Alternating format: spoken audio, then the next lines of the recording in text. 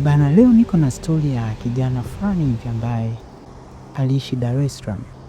Kijana huyu aliitwa Masamaki. Alikuwa ni kijana mwenye umri wa miaka 13, akiishi mitaani katika jiji la Dar es Salaam.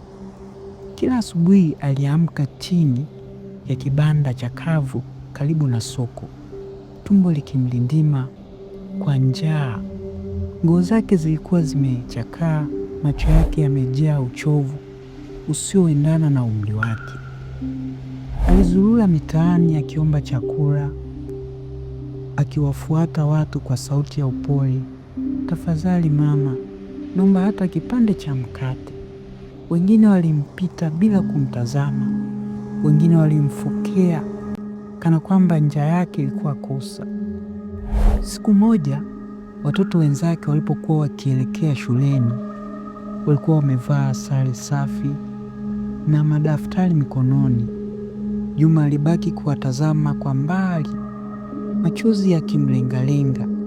Ndoto yake ilikuwa rahisi tu, kushiba hata mlo mmoja na kulala bila hofu ya kesho.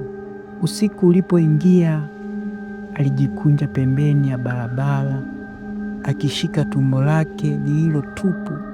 Nyota zilimwangazia juu, lakini moyoni mwake kulikuwa na giza zito kuliko usiku wenyewe.